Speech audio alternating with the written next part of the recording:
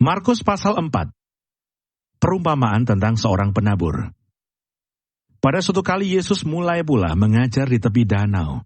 Maka datanglah orang banyak yang sangat besar jumlahnya mengerumuni dia, sehingga ia naik ke sebuah perahu yang sedang berlabuh, lalu duduk di situ.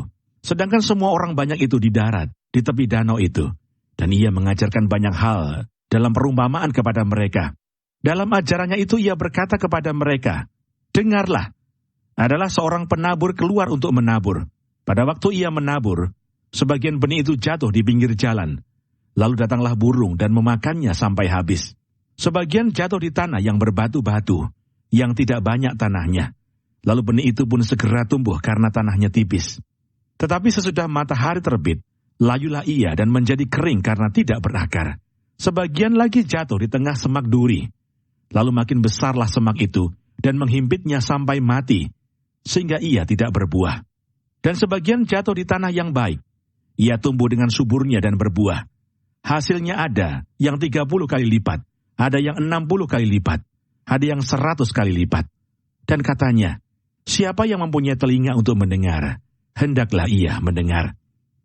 Ketika ia sendirian, pengikut-pengikutnya dan ke-12 murid itu menanyakan dia tentang perumpamaan itu. Jawabnya, "Kepadamu telah diberikan rahasia kerajaan Allah. Tetapi kepada orang-orang luar, segala sesuatu disampaikan dalam perumpamaan. Supaya sekalipun melihat mereka tidak menanggap, sekalipun mendengar mereka tidak mengerti, supaya mereka jangan berbalik dan mendapat ampun." Lalu ia berkata kepada mereka, "Tidakkah kamu mengerti perumpamaan ini? Kalau demikian bagaimana kamu dapat memahami semua perumpamaan yang lain?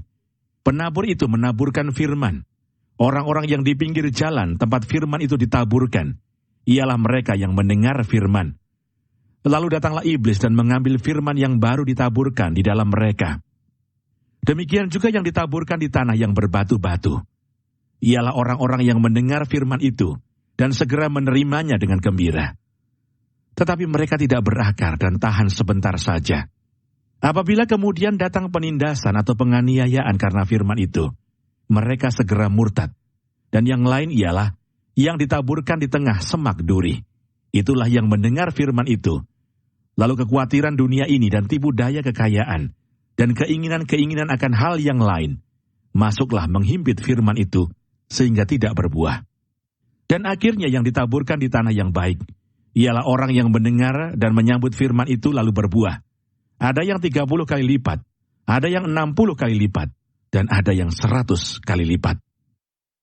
Perumpamaan tentang pelita dan tentang ukuran. Lalu Yesus berkata kepada mereka, "Orang membawa pelita bukan supaya ditempatkan di bawah gantang atau di bawah tempat tidur, melainkan supaya ditaruh di atas kaki dian. Sebab tidak ada sesuatu yang tersembunyi yang tidak akan dinyatakan, dan tidak ada sesuatu yang rahasia yang tidak akan tersingkap. Barang siapa mempunyai telinga untuk mendengar, hendaklah ia mendengar." Lalu ia berkata lagi, "Camkanlah apa yang kamu dengar. Ukuran yang kamu pakai untuk mengukur akan diukurkan kepadamu, dan di samping itu akan ditambah lagi kepadamu. Karena siapa yang mempunyai, kepadanya akan diberi. Tetapi siapa yang tidak mempunyai, apapun juga yang ada padanya akan diambil daripadanya." Perumpamaan tentang benih yang tumbuh. Lalu kata Yesus, "Beginilah hal kerajaan Allah itu. Seumpama orang yang menaburkan benih di tanah. Lalu pada malam hari ia tidur dan pada siang hari ia bangun. Dan benih itu mengeluarkan tunas, dan tunas itu makin tinggi. Bagaimana terjadinya, tidak diketahui orang itu.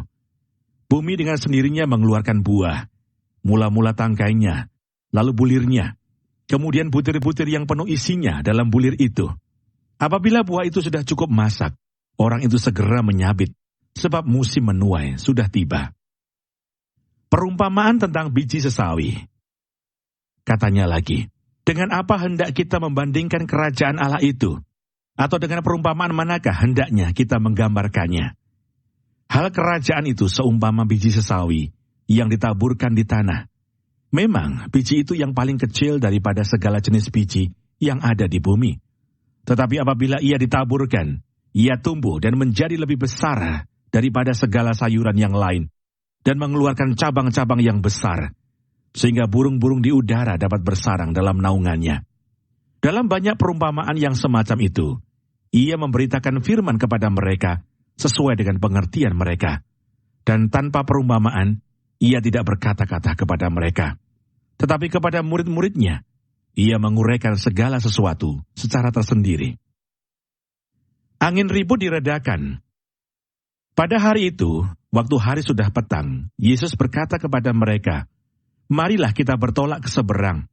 Mereka meninggalkan orang banyak itu lalu bertolak, dan membawa Yesus beserta dengan mereka dalam perahu, di mana Yesus telah duduk, dan perahu-perahu lain juga menyertai dia.